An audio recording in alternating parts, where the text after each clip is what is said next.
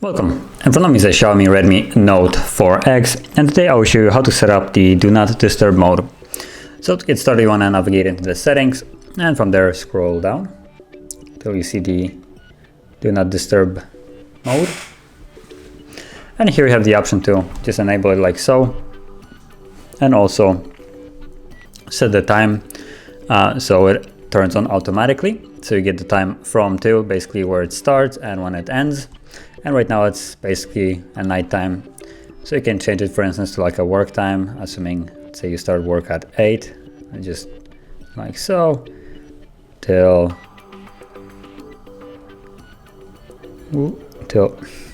4, there we go.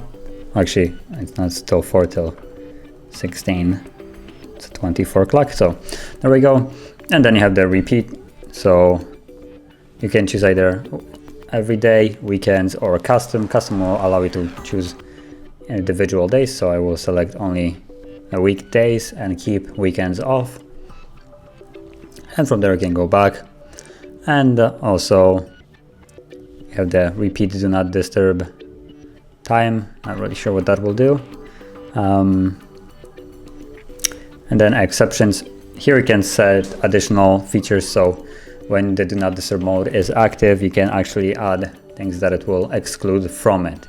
So right now it just includes messages and calls, basically both as well. And in certain cases you will have a difference between messages and calls, but here they are grouped together.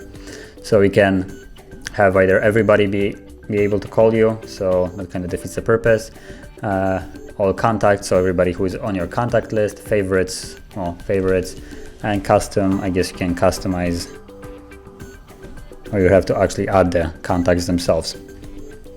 So you'd have to add it, or you can just keep it on favorite, and then only favorites will be added.